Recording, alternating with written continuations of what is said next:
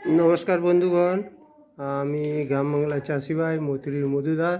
আমি দেখুন আম গাছে কীভাবে ভি গ্যাপটিং করছি। দেখুন এই দেখুন, প্রথমে এই যে সাইনগুলো আছে, এই যে এলা গাছ আছে, এলা গাছের এই উপরের অংশ থেকে কেটে নিয়েছি। এই দেখুন, এই একটি এলা গাছের আমরা দুইটো ডালকে এরকম এরকম সমান করে কেটে নিচ্ছি। এই দেখুন, সমান করে কেটে নিচ্ছি। এই দেখুন, দুইটি ডালকে সমান করে কেটে নিচ্ছি, এইরকম কেটে নিচ্ছি। এই দেখুন, এই যে এলাটা আছে, এইটাকে কেটে নিচ্ছি। এবার এরকম একটা ধারালো ছুরি দিয়ে এই অংশটাকে এই দেখুন ছিঁড়ে নিয়েছি। এই দেখুন, ছিঁড়ে নিয়েছি। আবার এই একটি সাইন নিয়েছি। এই সাইনটি দেখুন কিভাবে কাটছি। দেখুন এইভাবে এপাশে কেটেছি, এপাশে কেটেছি।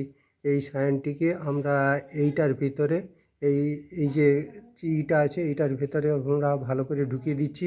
ঢুকিয়ে দিয়ে এইবার দেখুন এরকম একটা গ্যাপটিং টেপ আছে, গ্যাপটিং টেপ দিয়ে ভালো করে এগুলোকে চিটিয়ে দেবো।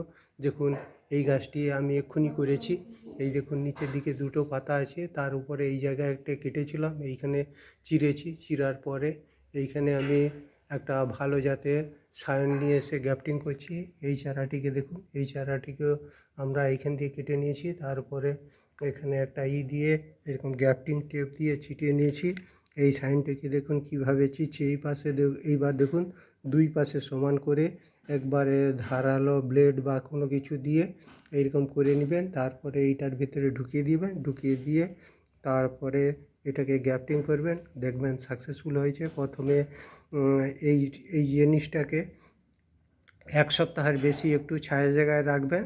তারপরে যখন একটু ভালো হয়ে যাবে, তারপরে হালকা হালকা করে রোদে রাখবেন। 1 মাস পরেই দেখবেন এই যে অংশটা আছে, এই অংশ থেকে পাতা বেরানো শুরু হবে, আর এইভাবে নতুন গাছের সৃষ্টি হবে। নমস্কার বন্ধুগণ, আমার এই ভিডিওটি ভালো লাগলে সবাই একটা একটা করে শেয়ার করবেন। এই বলে আমি ভিডিওটি শেষ করছি।